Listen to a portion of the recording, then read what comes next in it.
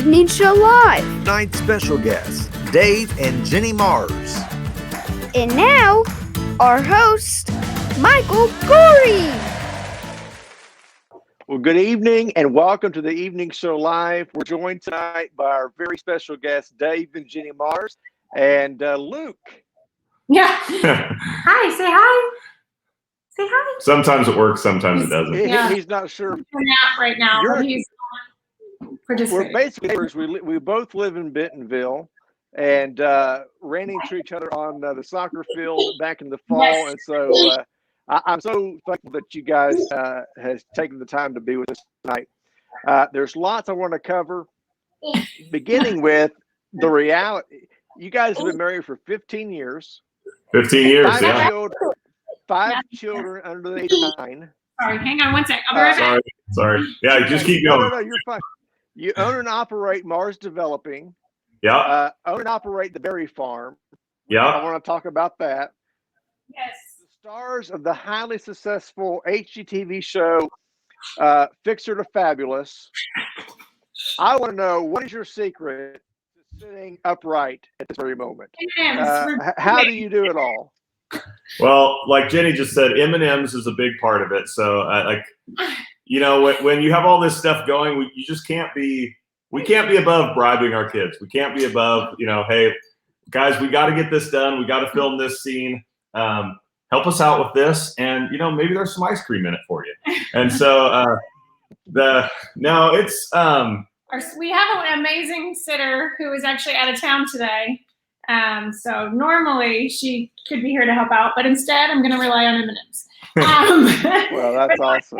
I think we always have a lot going on, but I think we both thrive in chaos, sort of. Yeah. But we also have very intentional downtime as well, and very strict boundaries around things like soccer games. Like, we are not missing a soccer game, no matter what. It's on the schedule, not happening. So those kinds of things. I think boundaries. Involving our kids in the Berry Farm is 100% a family adventure. I mean, our kids are just as involved in it as we are with the farm. They're out there picking weeds. They were there planting the plants. They help people during the U-pick. So I think making it a family kind of activity, or everybody's invested, really helps. And the Berry Farm is such an incredible project. You have partnered with Help One Now and the local leaders in Zimbabwe. Yeah. And basically, your farm provides resources to train and empower teenagers and young adults to transition into adulthood with the skills that they need to succeed. How did that come about? What was the catalyst for that? Go ahead. Oh, you go ahead about the actual farm. Well, so the farm started, we had just, by the grace of God, come into some property right next to us. And I really felt like we needed to do something that, gave back. We had worked with some other nonprofit organizations, and I'm just not very good at asking people for money. And so I wanted to create something that was sustainable, that was renewable, that people, they got to come and they got to hear our story and hear about what was important to us. But at the same time, they got some great blueberries out of the deal, and they got to have a night with their family. And we're neither one of us are farmers. I was raised in a ranching community, so livestock I can do, but farming, no. So it's been it's been a trial, but it's been wonderful. And like Jenny said, everything we do as a family. And so we are busy, but we're all together when we're doing it. So, I mean, the kids they're either out at the farm with me, or they're in the shop, or they're on the job site, or Jenny's there. And so I think we're so much blessed than a lot of other families that maybe only have, one job but they're traveling all the time. We're together when we're doing it. So I wouldn't have it any other way. That's awesome. And now how did you get connected with with Help One Now. Well, I went way off Yeah, course there. we got See, lost I should have just No, let. no, that's Or- great. No, I think it's a very long story. So to make a long story short, when we were in our adoption process, basically, God just sort of flipped everything upside down for us, and we realized, we had a really comfortable life. We had just we had our boys. They were a year and a half old, twins, and we were living in our house downtown that Dave had just built, that we had basically planned and designed it to be our forever. We were never moving. That was our forever house. We lived right next door to his sister. It was just, we loved it. We loved to be able to walk around downtown and all of that. But God just kind of broke our hearts to say, like, you may be living the American dream and life is comfortable and easy and great, but no. So we essentially were just trying to figure out what that all meant. We started the adoption process. We sold our house. We moved to our farm. We started a nonprofit in Congo, where our daughter is from, and we were feeding a couple hundred kids a day in a feeding program that we had started, and we basically were connected with Help One Now because of that program through mutual friends, and just really loved the work of Help One Now because at the time, our program was literally every day we were feeding these kids, and we needed more money to feed because it was just, kids have to eat every day. It wasn't a sustainable, long-term, community-changing type of program, and that's what we wanted. And Help One Now's model is to go in, find really powerful, really strong leaders that are from the local community because they know their community best. So they're taking these local leaders and they are empowering them and equipping them to do the work that they already know how to do. They don't need us to come in and tell them what to do in their community. I mean, at all. They know what to do. They just need someone behind the scenes helping along. We're completely, if you go, we work with our partners in Marindera, Zimbabwe. So if you go, we've been, both of us, and when we're there, nobody knows who we are. It's Pastor John and his wife Orpah that are doing the work. And we don't want anyone to know we're involved. And that's what's so beautiful about the way that the program is set up is that, they've empowered these leaders in their community to really make long-lasting change. And we love that model. We really do. And so that's why our farm funds the farm there, which again it was Pastor John's dream, and it was when we were there the last time we came up with the idea to fund this program because there's so many kids that are taken in as teenagers that had been living on the streets all of their lives, or they were recently orphaned, and they have no ability to have a future at that point because they can't just go to school if they've never been to school before at the age of 15 and just start, or they don't have a trade. So this program really just empowers them to have a skill. Like they can go right now, they're farming and they're feeding the kids at the children's home. They're learning how to farm, but then they now can have a future, right? So it's a really cool program. That's awesome. You were just speaking just a moment ago about adopting your daughter, Sylvie, from the Dominican Republic of Congo in Central Africa. And talk, if you would, for a moment about the beauty of adoption and how it mirrors what God does for those who come to faith in Jesus Christ. You want to go? No, I'm talking too much. No, I think, obviously, we know we were all adopted into God's family. We're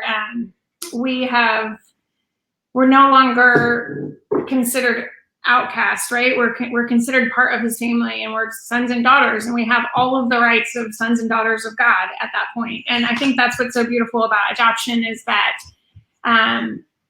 a child that has really been shamed, and I mean, at least in our story and in our experience, a lot of times and especially in Africa, there's just not a culture of adoption, so it's not understood. And so these kids that are orphaned or living in an orphanage are carrying around this burden of shame and this identity of orphan, and they are separate from society and separate from community. And so I think that's what's really beautiful about adoption, is that identity is replaced as daughter and son. And I think it's beautiful. And it's actually another reason we partnered with Help One Now, because in Zimbabwe, when we went, the kids that are living in the children's home there, they are 100% part of the community. They are part of the church. They have play dates with friends in the neighborhood. They're not considered outcasts. They're considered kids in the community and part of the church. And it's a beautiful model. And I think that's why one of the other reasons that we were so impressed with Pastor John and his work there. That's Sorry. awesome. I tried to put him down for a minute before we started, and it did not work. No, that's fine. It just goes to show that everybody has responsibilities, even TV stars. Here, Bubba. Let's talk about the show for a second. Was that ever on your radar? Did you set out to have a successful television show? No, we actually we've told this story a few times, but we had a successful business. We were doing good nonprofit work and raising our family, and we actually got an email from a production company that we thought was spam, and so we deleted it. And it was we had a friend call us and say, "Hey, I gave your number to a production company that works with HGTV that wanted to talk to you guys about potentially doing a show." And our initial, we just said no, not really something that we're interested in. And probably a month or two later, we got a call from a guy named Adam who grew up in Rogers. He works for the production company, and he just said, "Hey, can I take you guys out for a cup of coffee and just talk?" And so, if nothing else, we got, to go out with another adult, away from kids just for a little bit. And so we accepted, and, he just reassured us that his intention was to portray Northwest Arkansas in a positive light, and to really highlight the area. And so Jenny and I prayed about it, and, we kind of came to the conclusion, even if this is just a one-time deal where we do a pilot and nothing else, maybe it'll give us a little bit more of a platform to talk about the Berry Farm and to talk about, those other things that are important in life to us. And so we said yes. And, it's always just been one step forward with all of this. The chances of a successful show going from, a pilot to a first season are slim, and then from a first season to a second season are very slim. And so we just always just kind of take it one job at a time. We don't look at the whole big picture because it can be overwhelming with everything else that that we do. And so it's been a great experience. They've been outstanding. They've been wonderful. I really think that they have shown Arkansas in the light that it deserves, as a friendly place with great community that has some really neat old houses. And so I think it's been a good experience all around for both of us. Well, I agree with your sentiment there about the way that it's portrayed. Our city and our region, and Midville, Northwest Arkansas is a great place for those who are watching. Come and visit us. It's a great place to come to. I can't help but think about the vivid illustration of your life and your work, reflecting that personal relationship with Jesus Christ. We are all fixer-uppers, right? That's right. And when Christ transforms us, he takes the marred and makes it something beautiful. How does your faith influence your daily lives there on Fixer Upper and through all your other projects? Well, I think that's first and foremost to us. I mean, like Jenny was talking earlier, faith is our number one. Faith was the reason that we said yes in the first place to this experience. And then family, and then you kind of go down the list from there. And Jenny is really good about, she has a word of the year that she just, that she tries to live by and then direct our family by. And so when we started this season 1, it was just authentic. Like if we were nothing else for television and, for what we put out there, we just wanted to be authentic. We wanted to show people that we're from a great area and that there's a larger family that maybe doesn't look like other families that still loves each other, and there's good and there's bad and there's struggles and there's successes, but we work through all of that as a family. And I can't tell you the number of like people that have reached out and just said, thank you so much to HGTV and thank you to you guys for just putting a program on that I can literally set anyone in my family in front of, and they can see another family, and I don't have to worry about anyone getting offended. I don't have to worry about it's just good entertainment. And so I think that's all the reassurance that we need that, that we're going in the right direction. That's awesome. And for the folks that may be in this area or who may be planning a trip to Northwest Arkansas, can you tell them how they can schedule a time, I guess, to come out to the berry farm?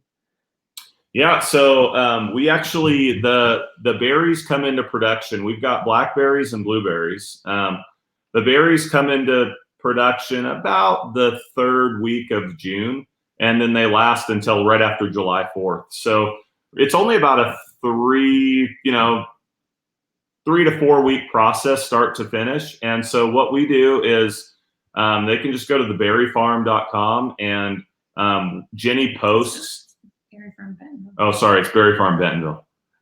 Like electronics aren't my thing. Berryfarmbentonville.com, and we'll put a schedule of when we're going to have U-Picks. We always do our U-Picks in the evening instead of the morning. I just think it's important that I want the dads to be able to come when they're done with work, or the moms, or whoever it may be. And so we try to get food trucks out here and make it just a family night where everyone can come and just enjoy each other's company. They can, pick berries for a great cause and just do something together as a family. So usually that's June to July, mid-June, mid-July. Wonderful. That's theberryfarmbentonville.com. Yes, sir. Awesome.